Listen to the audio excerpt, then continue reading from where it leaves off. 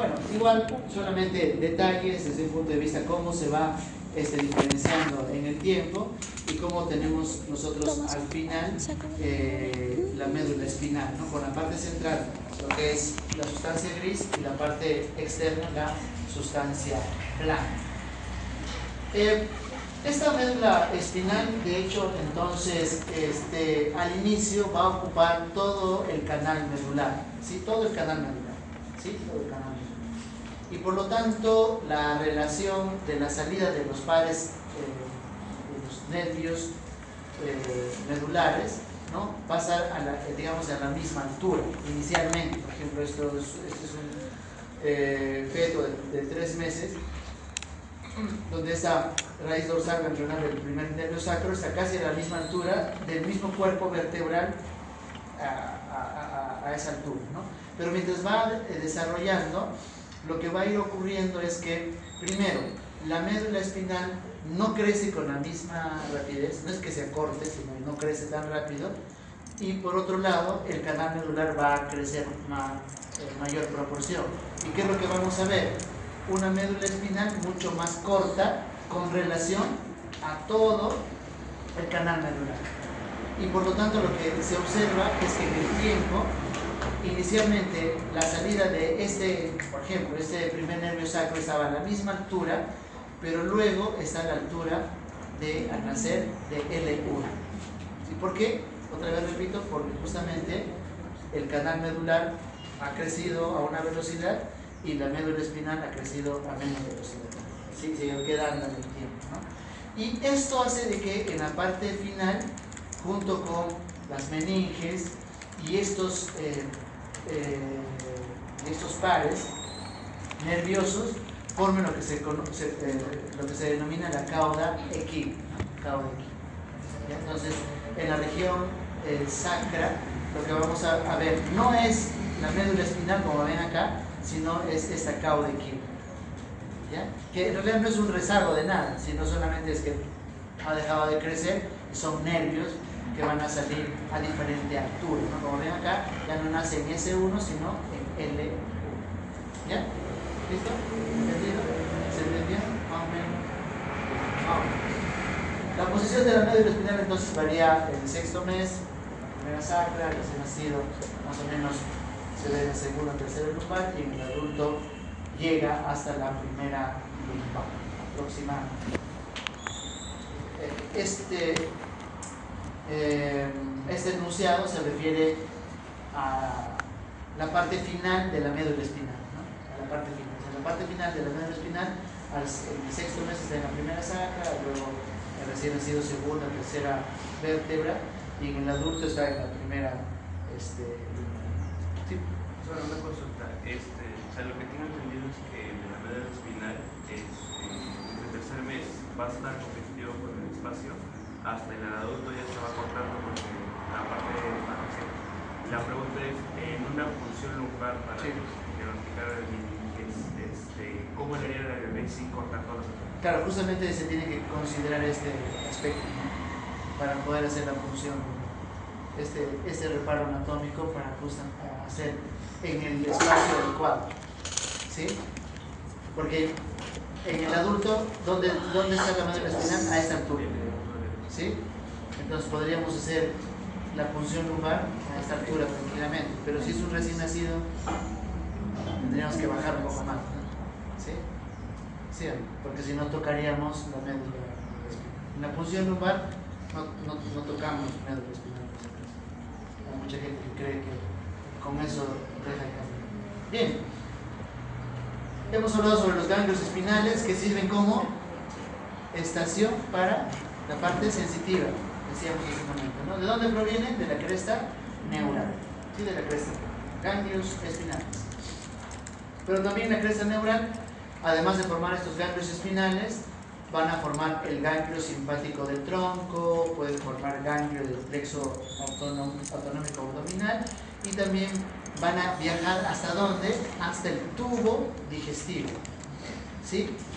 Hasta el tubo intestinal, y van a formar, o van a ser parte de la pared, de la misma pared del tubo intestinal. ¿Con qué finalidad? con la finalidad de que ese tubo digestivo, tubo intestinal, tenga una cierta, digamos, un cierto tono. Porque si no tuviera ese estímulo eléctrico, ¿qué pasaría con el tubo? Se dilataría. Entonces tiene que ver lo que son las contracciones, etc. Entonces acá tenemos esas neuronas autonómicas que están en el tubo, que provienen ¿de dónde? De la cresta neural. Entonces acá estamos viendo que la cresta neural no solamente forma ganglio espinal, forma ganglio simpático del tronco, del plexo abdominal e incluso las neuronas autonómicas. De hecho existe una enfermedad genética que no sé si han escuchado, que se llama la enfermedad de Hirschsprung. Son pacientes que no tienen estas neuronas autonómicas en el tubo digestivo, y lo que vamos a observar es que el colon principalmente está bien dilatado. ¿Sí? Y lógicamente tienen que operarlos, y hay una serie de complicaciones en estos niños. Otra vez, para que se pueda entender que la cresta neural forma entonces esta estación del ganglio espinal, también parte del ganglio del tronco simpático, del plexo abdominal, en las vísceras y también en la médula adrenal, ¿no? Ya dándole una función adicional que no necesariamente está relacionada al sistema nervioso central. También decíamos que la cresta neural no hay una lógica en el sentido de que, digamos, tiene una función determinada, ¿no? Como se dan cuenta ustedes acá, puede estar relacionado al sistema nervioso, ¿sí? Vegetativo, ¿no? Como decíamos, del tubo digestivo, al sistema nervioso, a la parte de la sensación, la sensibilidad, pero también, por ejemplo, puede estar relacionado a lo que son los dientes, ¿no? ¿Sí? Los odontoblastos. ¿Ya? Entonces, esta lista, eso sí, tienen que aprender. Lo único que les voy a pedir que lo aprendan. Entonces, pero bueno, si quieren repasarlo, hacerles diarias. También miren, vía madre ya no es la dermis de la cara y del cuello. Hemos hablado que también las células de la cresta neural van a formar parte del también que el tronco coronal del corazón, que lo vamos a ver también más adelante. Ok, entonces, preguntas.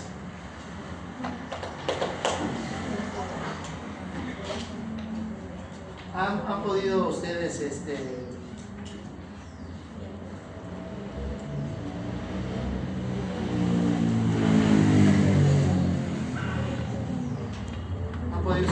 revisar algo de lo que les decía la clase pasada de anatomía?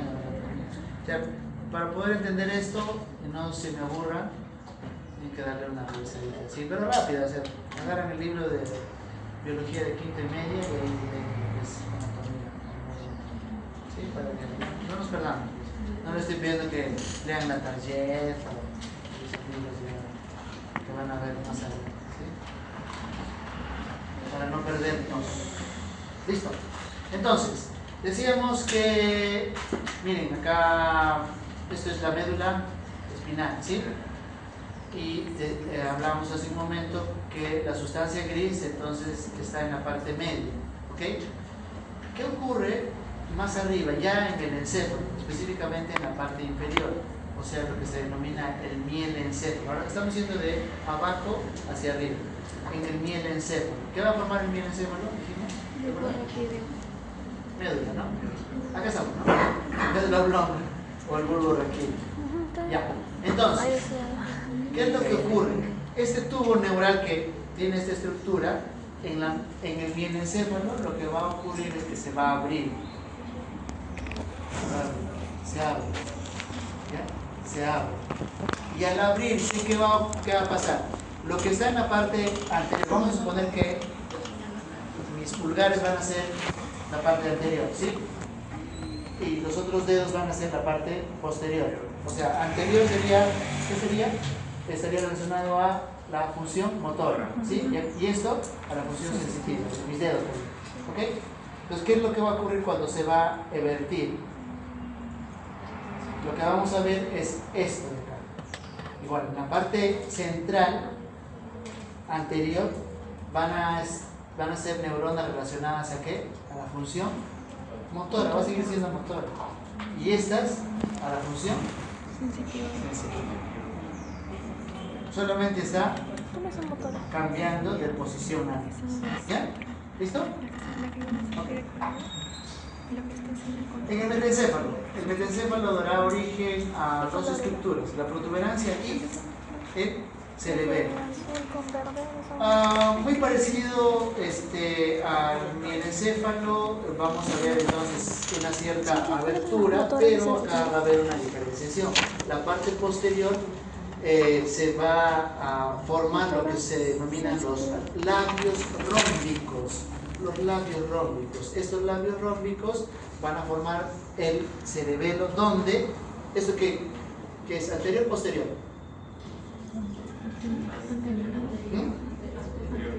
Esto. Posterior, sí, anterior. Miren acá, esta figurita. La neurona está sacando. Hemos dicho, si sale, es anterior. Acá dice motor, ¿sí? Ya. Igual, pero ha habido una eversión, una cierta eversión. Los de los costados, o estas placas alares también se llaman, son sensitivas. Pero acá la diferencia con este de acá es que vamos a ver estos labios rómbicos, y estos labios rómbicos van a formar el cerebelo. Ahora, ¿dónde inicialmente están las neuronas estas inmaduras o neuroblastos? ¿Dónde deberían estar? Acá, ¿cierto? ¿Sí o no? Ya. Y justamente acá en el metencéfalo, lo que va a ocurrir es que algunas de estas neuronas van a migrar, ¿sí? Van a migrar y van a formar, por ejemplo, estos núcleos pontinos, que tienen diferentes funciones. Eso igual se los voy a dejar para neuroanatomía, para que se distraigan, pero lo que quiero es que se acuerden cómo así se forman estos núcleos pontinos. ¿Cuál es la razón? O sea, ¿en qué momento, cómo aparecieron estos núcleos pontinos? Se supone que están alrededor de la luz del tubo neural. Lo que ha ocurrido entonces es, otra vez, ¿qué nos ocurrió? Migración. Pero miren, también acá vamos a ver que estas neuronas que están en esta zona, ¿no? Van a también a migrar hacia la parte posterior, donde están formándose los labios rómbicos. ¿Para qué? Para formar el cerebelo. Y acá incluso van más allá, no solamente forman estos núcleos pontinos que se quedan a mitad de camino, como ven acá, sino que van a formar la corteza cerebelosa.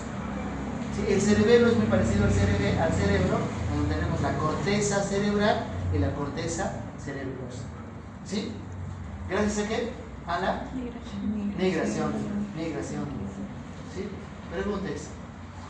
Y acá, bueno, vemos una serie de células, como estas células de Purkinje, que tienen células granulares, las células que van a formar los núcleos cerebelosos, ¿no? Que también se quedan a mitad de camino y que tienen una función determinada.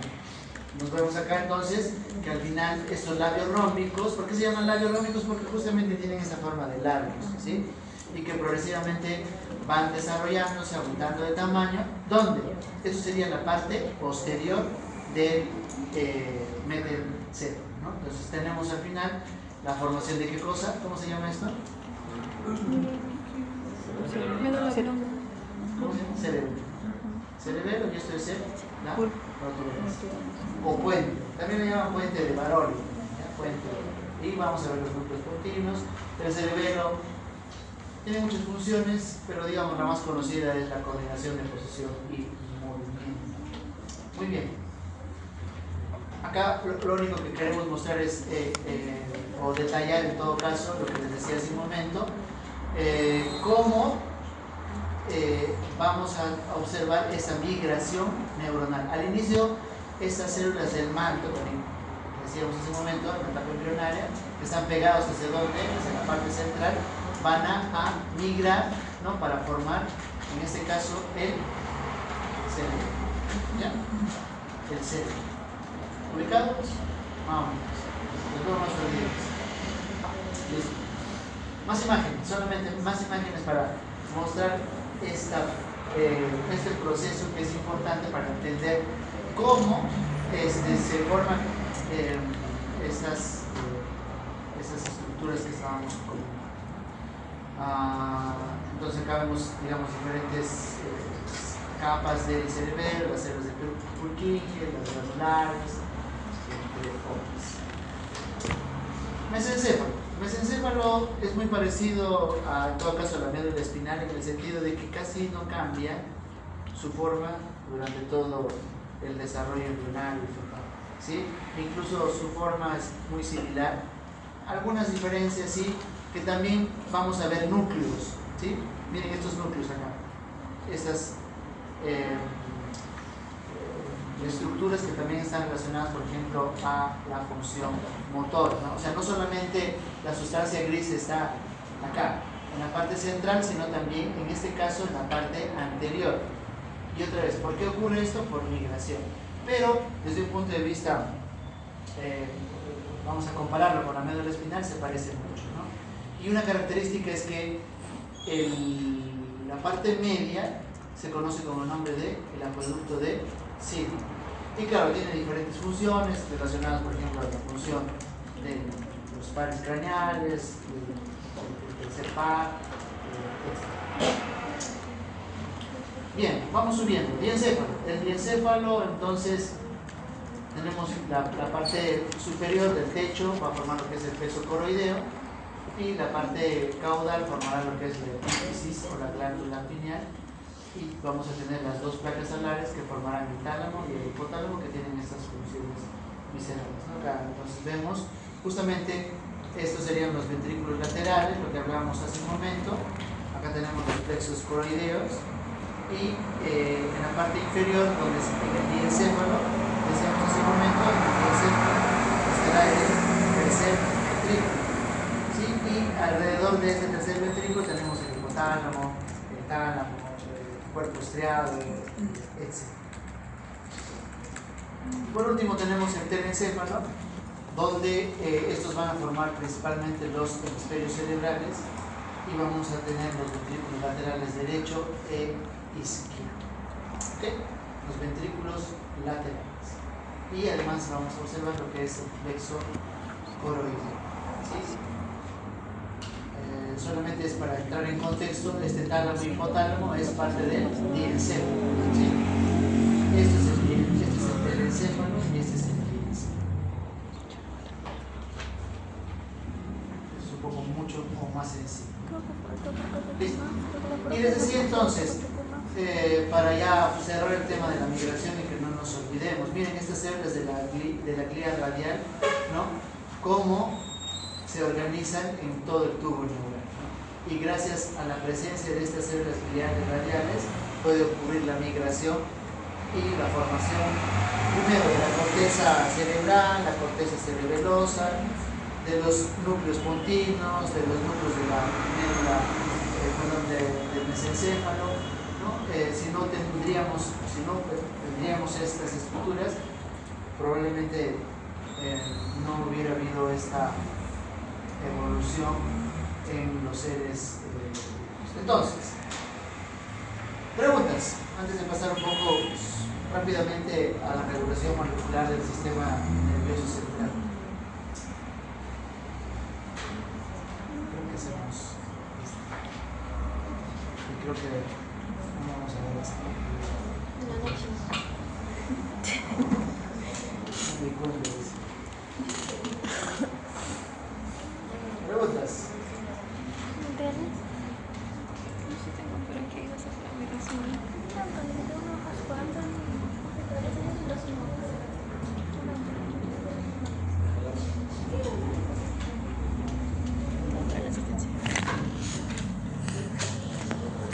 Regulación molecular del sistema nervioso central. En realidad, de todos los órganos, sistemas, de hecho cada vez hay más información, pero solo vamos a tocar o ver algunos ejemplos, ¿ya? Entonces, para que se forme lo que es el neuroectodermo, ¿no? Este es el neuroectodermo de color azul, una estructura que es la inductora, ¿sí? Esta es la competente, ¿sí? Y la inductora sería la notocorda. Esta notocorda lo que va a hacer es secretar esta noguina, cordina y follistatina. Entonces, estas tres moléculas. ¿Qué es lo que va a provocar? Lo que va a provocar es que la cantidad de BMP4 que usualmente se está expresando en este neuroectodermo disminuya o caiga. O sea, este neuroectodermo en este periodo tiene una cantidad determinada de BMP4, ¿ya? O el ectodermo, perdón. Y estas tres moléculas lo que van a hacer es disminuir la cantidad de BMP4. ¿Y qué es lo que va a provocar? Que justamente esa parte del ectodermo se diferencie en lo que es el neuroectodermo. ¿Ya? Entonces arrancamos primero, notocorda, inductora, secreta en mayor cantidad estas tres moléculas, y lo que va a hacer estas tres moléculas va a provocar una disminución de la BMP4. Y al disminuir la BMP4, el ectodermo se transforma en neuroectodermo. ¿Sí? Eso por un lado. Entonces ya se formó el tubo neural, ¿no?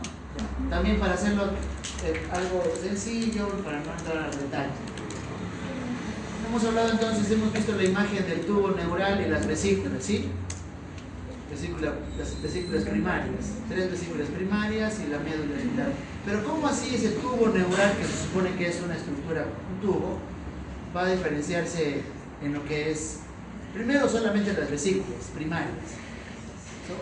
Y luego las vesículas secundarias? ¿Cómo así hay esta diferenciación? Porque existe una diferenciación en la expresión de algunas moléculas, ¿ya? Entonces hay moléculas que se van a expresar en mayor cantidad o en menor cantidad, y esa diferenciación va a hacer que en este caso el tubo neural forme las vesículas primarias, secundarias, terciarias, ¿no? Entonces, por ejemplo, tenemos que el ácido retinoico, por ejemplo, interviene a través de los genes OX para esta diferenciación. Y tenemos dos genes, el WNT8 y el OTX2, que lo que hacen es, van a expresarse una cantidad suficiente para formar el prosencéfalo y el mesencéfalo, ¿sí? O el WNT8 y el GBX2 para diferenciar al rompencéfalo y a la médula espinal, o sea, la parte más inferior. O por ejemplo, que la cresta neural anterior, gracias a la presencia del FGF8 y al Sonic Hedgehog, forme lo que es el telencéfalo. Habíamos hablado en una clase, la primera sesión de embriología, que el SHH, incluso también en genética, que cuando a veces hay variantes en ese gen, lo que va a provocar es que tengamos un solo cerebro. ¿Cómo se llama esa anomalía? Holoprosencefalo. Y justamente es porque no ha habido una buena expresión de estos genes. O para que se termine de desarrollar el cerebro, ¿no? Específicamente los hemisferios cerebrales, este gen que se llama el FOXG1. ¿Ya? Fíjense de que dependiendo del órgano van a haber algunas proteínas que se van a expresar en mayor o en menor cantidad para justamente hacer que estos tubos, ¿no?, tengan esa diferenciación y formen los órganos que vemos más allá.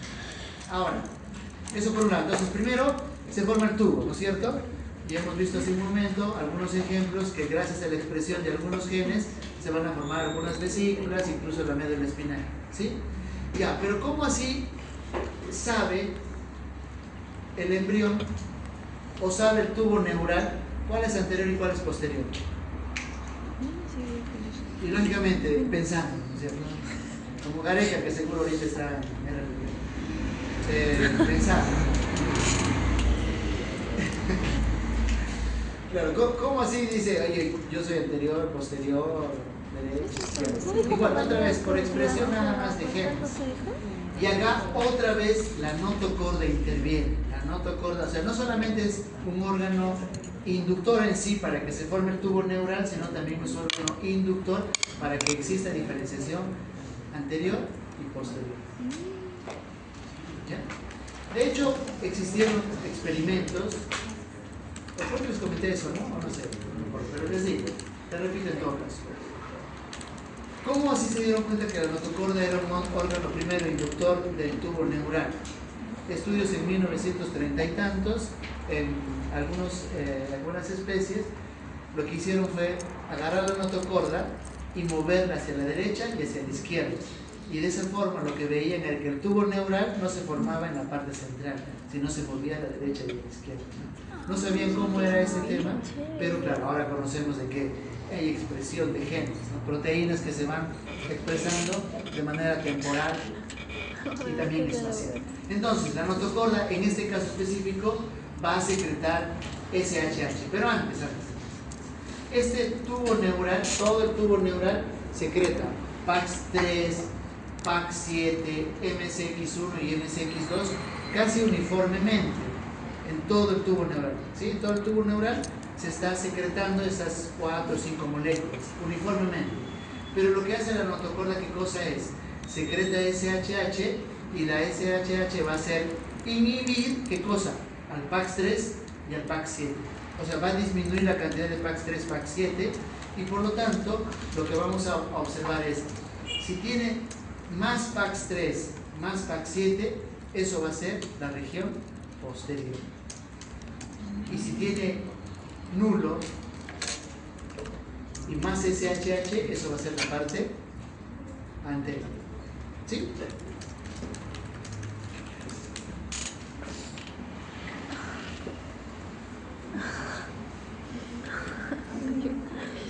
Luis Rivera, seguro está mirando.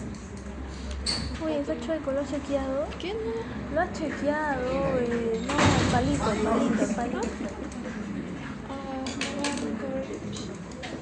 Ya. Ahora, decíamos, la parte dorsal, ¿qué función tendría o va a tener? Pasando. La parte dorsal tenía función. Sí, sensitiva. Y la Motora. vegetativa, ¿cierto? Ya. Motora, sensitiva. ¿Y cómo así la parte intermedia es vegetativa? O sea, porque justamente hay una cantidad de PAX3, PAX7, pero no tanto como en la parte posterior. Y eso hace que se diferencie en neuronas relacionadas a la función vegetativa. ¿Ya? Entonces solamente es cuestión de concentración, nada más. Mayor concentración, menor concentración o concentración intermedia, si quiere. En este caso vamos a ver concentraciones intermedias.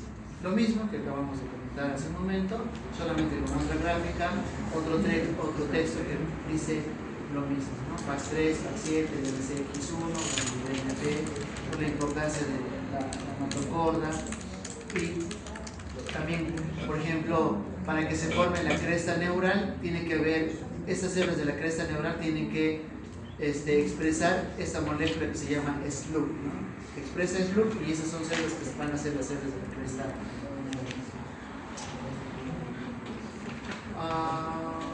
Bien, esto es lo que digamos estábamos viendo. Decíamos entonces BMP4 induce la cascada de la proteína TGF, BMP5 y BMP7 activina y doxalina establecen esa gradiente de lo que hablamos hace un rato.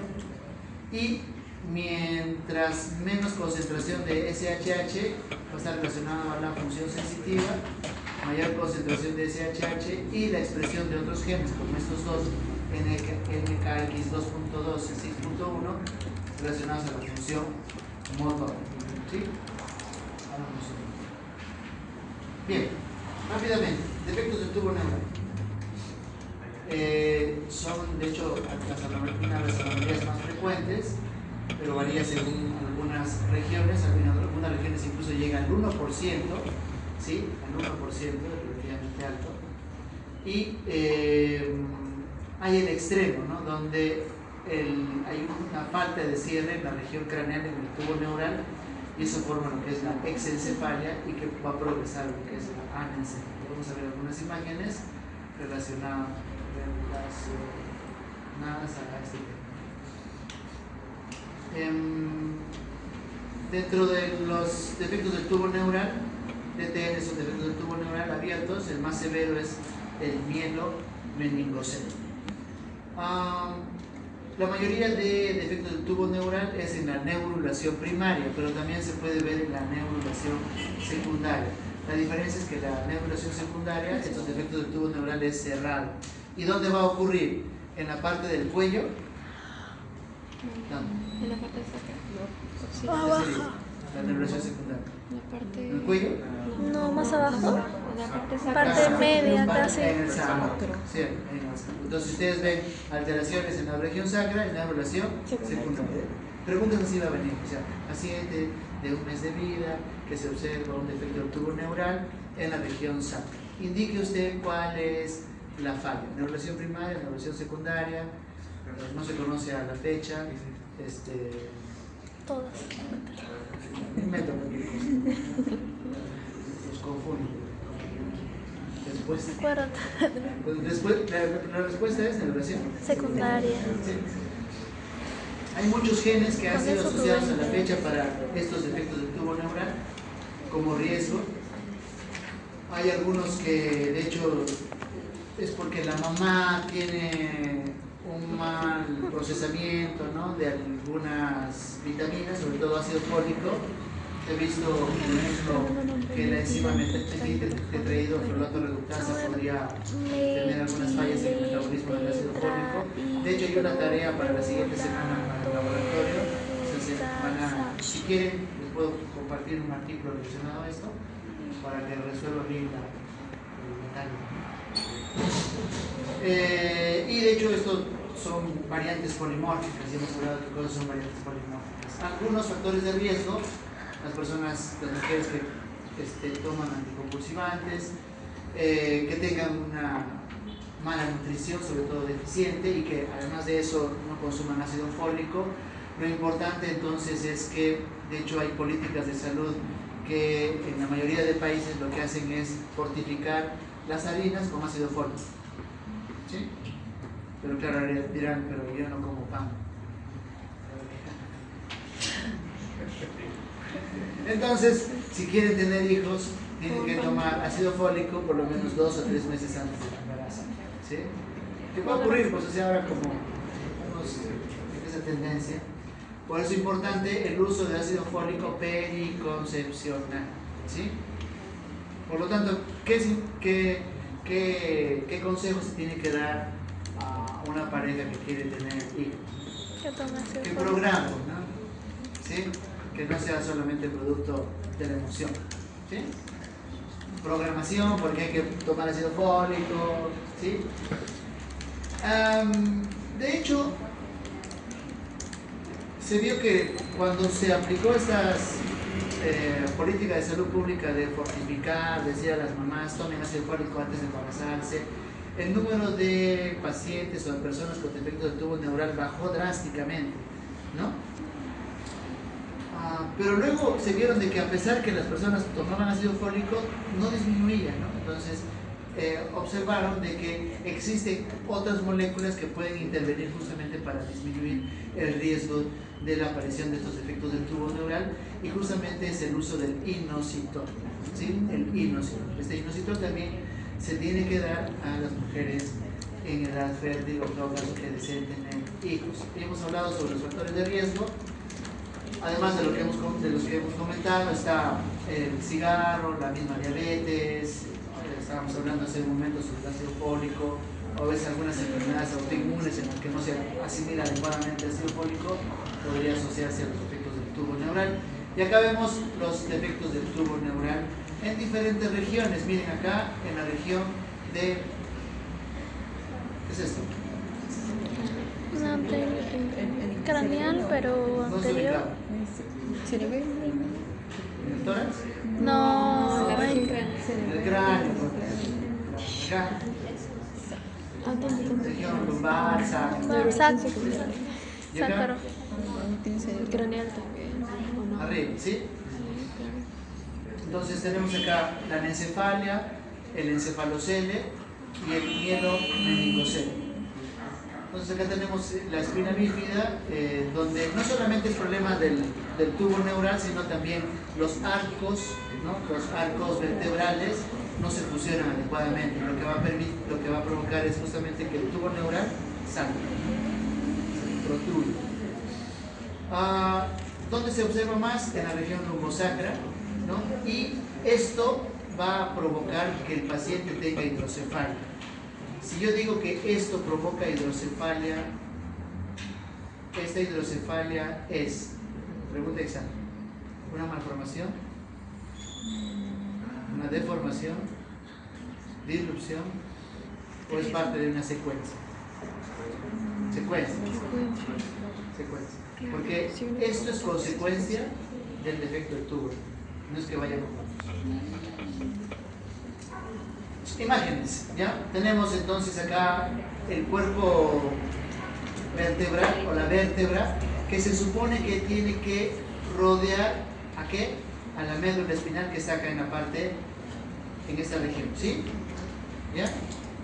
Pregunta de examen también, esto viene y siempre me dice, doctor, pero usted dijo en la clase una cosa, pero en la diapositiva dice otra, pero ¿por qué? Claro, porque no me escucharon esta parte. Ya, vamos a explicar esto bien, ¿no? ¿Cómo se llama esto?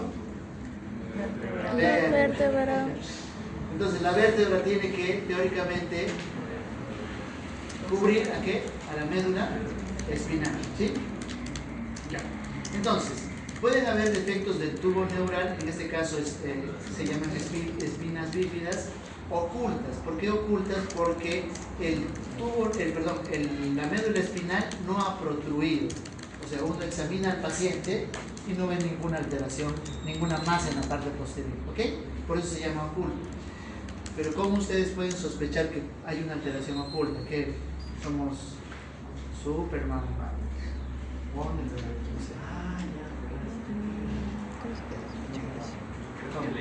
Por la presencia de pelos en esa región. Cuando veamos un recién nacido con pelitos en esa región o un hemangioma, ¿qué es un hemangioma?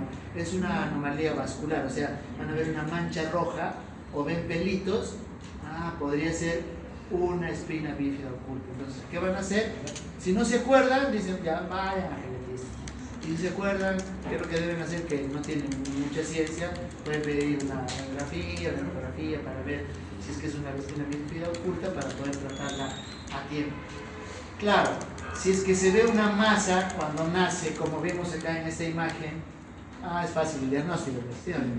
Ya, esa masa, entonces, puede ser el meningocele o el mielomeningocele. Meningocele o mielomeningocele. Meningocele significa de que la médula espinal, ¿sí?, no se ha movido, está en su sitio, como ven acá, ¿sí? Lo que está protruyendo solamente es las meninges y lógicamente líquido cefalorraquídeo, ¿no? Después de su grano. Pero el mielomeningocele, ¿qué va a ocurrir? Protruye todo, médula y protruye meninges, ¿sí? Ya, de estos tres, ¿cuál es más severo? El meningocele. ¿Sí? Sí. Hagamos mucha ciencia. Me pregunta, doctor, pero ¿cuál es más severo de estos? Ya. Pero hay un tipo adicional de defecto del tubo neural que es el más severo incluso, ¿sí? Que es la raquisquisis. ¿Qué significa la raquisquisis? Que no se formó el tubo neural, se quedó plano, ¿sí? Se quedó plano. Y por lo tanto, ¿ustedes creen que esto podría ser compatible con la vida? No. Generalmente son fetos que son perdidos, o sea, óbitos fetales, ¿sí? Y lo que se va a observar es a lo largo de todo el feto como una herida, ¿no? Como una herida. ¿Ya? Eso es raquisquisis. Anencefalia es cuando no se cerró adecuadamente el neuroporo craneal, ¿no? No se forma lo que es los huesos del cráneo y luego en el tiempo el encéfalo que sí se formó, el tubo neural que sí se formó, empieza a degenerarse, ¿no? Y lo que vamos a observar es al final ausencia del tejido encefálico en la gran parte, ¿no? Y también estos niños, su pronóstico de vida es muy poco. Luego tenemos que, bueno, los defectos del tubo neural, espina bífida, ya hemos hablado de espina bífida, pero también puede haber defectos del tubo neural donde a nivel del cráneo, ¿sí? Donde acá, por ejemplo, se ve que hay una protrusión de gran parte de la masa encefálica de este recién nacido, ¿sí? También la mayoría están ubicados en esta zona, pero también podrían no estar ubicados en la región anterior, ¿no? ¿Ya? La región anterior podría protruir el enseque. ¿Cómo se previene las defectos del tubo neural? Ácido fólico. Hemos dicho 3 meses antes, ¿no? ¿Y qué más? ¿Qué más tendríamos que dar? Ácido fólico más inositol. Hay 2 formas de prevención. La primaria es que no hay antecedentes y la secundaria es que la familia viene ya con un antecedente de defecto del tubo neural y por lo tanto se tiene que ofrecer hasta 8 a 10 veces de la dosis de más o menos 400 microgramos, o sea, llegaría a 4 o 5 miligramos por día. Así tenemos una mujer que tuvo un niño con defecto del tubo neural, además de suplementar ácido fólico 3 o 4 meses antes, esta tiene que ser en una dosis muy superior, a 8 a 10, ¿sí? Para disminuir el riesgo drásticamente. Listo. ¿Preguntas? El examen. Ya, hoy día que sale. Sí, Vamos a al hablar final. rápidamente del desarrollo. No, mentira. Ay, no, hoy morimos. ¿De qué? Sí, no me tengo que tomar el examen final. ¿De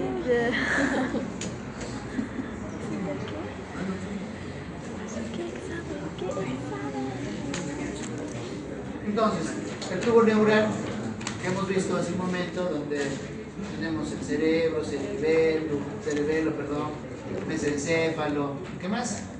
Puente de Baróleo, protuberancia, médula oblonga, médula espinal, ¿sí? ¿De dónde proviene? Del ectodermo, ¿cierto? Y específicamente del neuroectodermo. Aquí hemos visto cómo se diferencia, pero todo este tubo neural tiene que ser protegido, ¿cierto? Específicamente el encéfalo, gracias a la formación del cráneo. Entonces el cráneo, ¿no? El cráneo tenemos 2 partes, el neurocráneo y el viscerocráneo. El viscerocráneo está relacionado ¿a qué? A los huesos de la cara, ¿ya? Y el neurocráneo, tenemos un neurocráneo desde un punto de vista de cómo se va a formar el hueso, se llama neurocráneo cartilaginoso o condrocráneo, y el neurocráneo membranoso, que el primero dará origen a los huesos de la base del cráneo. O sea, tenemos los huesos de la parte superior, ¿sí? Y los huesos de la parte inferior, que van a ser la base del cráneo, ¿no? Donde se va a apoyar todo el encéfalo. Tenemos entonces acá el cartilaginoso será huesos de la base del cráneo y membranoso. ¿Por qué se llama cartilaginoso o condrocráneo? Porque el hueso, para que sea como tal, primero tiene que formar cartílago y luego se diferencia el hueso. Por eso se llama cartilaginoso o condrocráneo. ¿Ya? Repito, condrocráneo, entonces primero se forma cartílago y luego eso se diferencia a hueso. Mientras que el membranoso de frente pasa a hueso. ¿Ya? Listo. ¿Y por qué creen que podría ser eso? ¿Por qué la base sí cartílago y por qué el cráneo, la parte de la bóveda craneal de frente a hueso? ¿Por qué? Porque tiene que A ver, chicos, por la forma ¿qué dicen? Pensá. Acá, por ejemplo, lo que les estoy tratando de decir es que si bien hay memoria, pero que hay una lógica, ¿sí? Excepto con la cresta neural, ya en la cresta neural ya estamos perdidos, ¿ya? Ya les he dicho que lo memoricen, ya que vean ustedes. Sí, alguien me dice, doctor, ya le encontré el algoritmo de por qué estas células se convierten en A, B, C, D. Ah, ya, perfecto. Ya. Me ayuda mucho. Esta sería de repente digno de una publicación científica. Pero acá sí hay una lógica. ¿Por qué? ¿Por qué digamos esa diferencia? ¿Por qué sí la bóveda craneal tiene que pasar de frente a hueso para formar el cráneo? la bóveda para amortiguar, ¿no? ¿Por qué? Claro, para amortiguar. O sea, imagínense que durante la formación sea primero cartílago. Estaría expuesto nuestro encéfalo, ¿sí o no? ¿Sí o no? Y es más, incluso durante el parto, imagínense que sea todo cartilaginoso. O sea, sí tiene que ser moldeable, tiene que pasar el canal del parto, ¿sí? Pero imagínense que sea cartilaginoso. ¿Sí o no? Nuestro encéfalo sería puré. Ustedes cuando hagan anatomía, si tienen suerte, o sea, si eventualmente cuando hagan anatomía, acuérdense, y ustedes pueden tener cerebros frescos, no formalizados, sino frescos, van a sentir, o sea, van a tocar lo que es el encéfalo. Es una estructura demasiado delicada. Demasiado delicada. ¿Sí? Demasiado. Bueno, si quieren pueden ver cualquier otro cerebro de otra especie, igual van a tener esa misma sensación, ¿no? Es muy delicada. Claro, cuando se formaliza ya pues se puede tocar, observar con facilidad. Pero imagínense esa estructura delicada, gelatinosa, que tengamos una bóveda craneal cartilaginosa. Puré. Entonces, el neurocráneo membranoso deriva de las células de la cresta neural. Miren, la cresta neural metida acá. ¿Qué hace la cresta neural?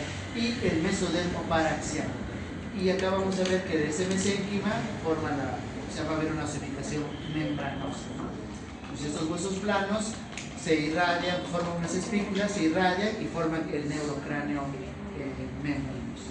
Y acá vemos entonces el neurocráneo membranoso, que es la bóveda craneal, ¿no? Principalmente los huesos frontales, parietales, el hueso temporal y el occipital, ¿sí? Esto es la bóveda craneal. Origen, cresta neural, ¿sí? Y mesodermo paraxial. ¿Ya? Dos orígenes.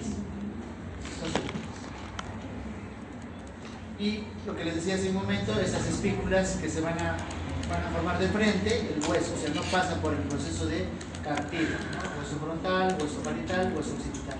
O sea, la forma como se osifica es la misma, ¿no?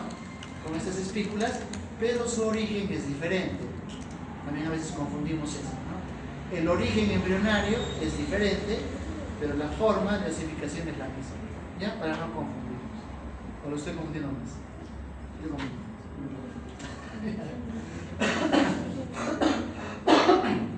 Perdón. 6 minutos. Cráneo. Entre los huesos del cráneo, entonces vamos a ver lo que son las suturas. Entre hueso y hueso están las suturas. ¿Para qué es importante las suturas? Dos funciones. Una, permite que cuando nacemos se pueda moldar el cráneo por el canal del parto, ¿sí? Si no existieran las suturas, también podría provocar un daño en la mamá o incluso en el mismo feto o recién nacido, ¿sí? Y la otra función de las suturas, ¿cuál es? Que nuestro cerebro, o nuestro cráneo, perdón, crezca. Gracias a las suturas, el cráneo crece.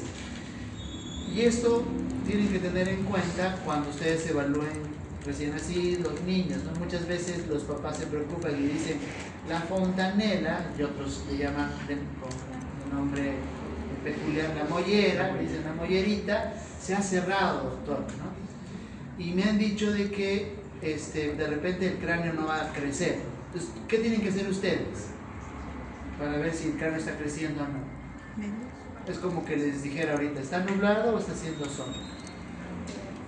Lo único que tienen que hacer es medir el perímetro cefálico, comparar con tablas y decir si crece o no crece. Punto 1. Y 2, le hacen una tomografía si hay mucha duda y ven si las suturas están abiertas o cerradas. Porque es justamente gracias a las suturas que el cráneo crece, no tanto a las fontanelas, porque igual las fontanelas es la unión de dos o más huesos. Y como decíamos entonces, permite el amoldamiento durante el parto estas suturas. Ya acá vemos entonces las diferentes suturas. Tenemos la sutura metópica o frontal, que está entre los dos huesos frontales. Estamos viendo el cráneo desde arriba. Tenemos la sutura coronal, ¿no? Entre el hueso frontal y el hueso parietal.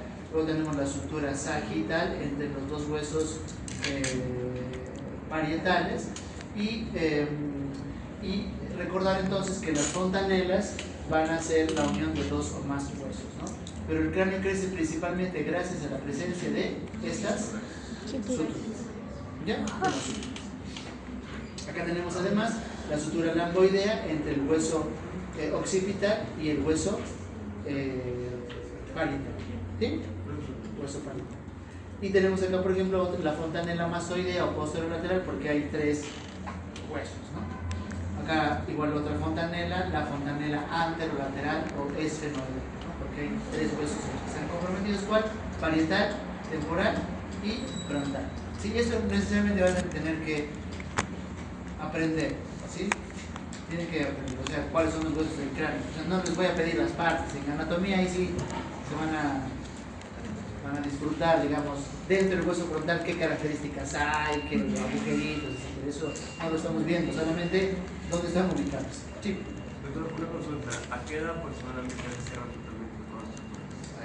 Depende. O sea, todas las suturas, aproximadamente el cráneo deja de crecer a los 4 o 5 años. ¿4 o 5 años? Depende. Las fontanelas se cierran más o menos alrededor del año aproximadamente. El condrocráneo. Entonces, ¿dónde se ubica el condrocráneo? En la base del cráneo.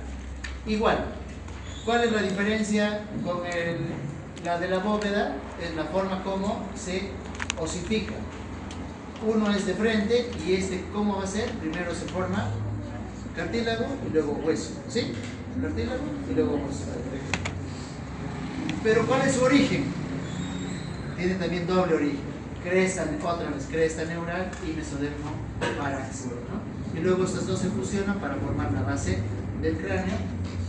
Y bueno, algunas características del condrocráneo, el cartílago paraxial, más los tres esclerotomas, occipitales formarán la base del hueso occipital.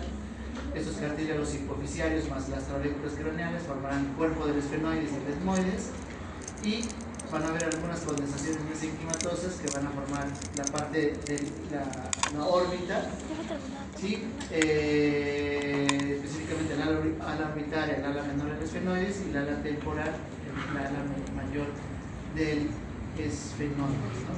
Y vamos a ver la cápsula periódica que dará origen a lo que es parte de lo que es oído, ¿no? La porción petrosa y mastoidea del hueso temporal. Condrocráneo, ¿dónde está ubicado? La base del central. ¿Cuántos orígenes? Dos. ¿Sí? Entonces, nuestro cráneo se forma dos orígenes, cresta neural y mesodermo paraxial. ¿Sí? Sí, cresta neural y mesodermo paraxial. Dos formas de osificación, ¿sí? Dos formas de osificación. ¿Sí? Okay. Acá algunos detalles, acá tenemos el agujero de foramen magno, la región petrosa, etc. Detalle anatómico, sino ubíquense. O sea, lo único que quiero que aprendan es qué huesos hay, nada más, ¿no? Dónde están ubicados, pero no les vamos a pedir, digamos, los detalles de cada hueso, solamente en el detalle de la anatomía del hueso. Bien, chicos, lo vamos a dejar acá. Vamos a dejar acá. La próxima.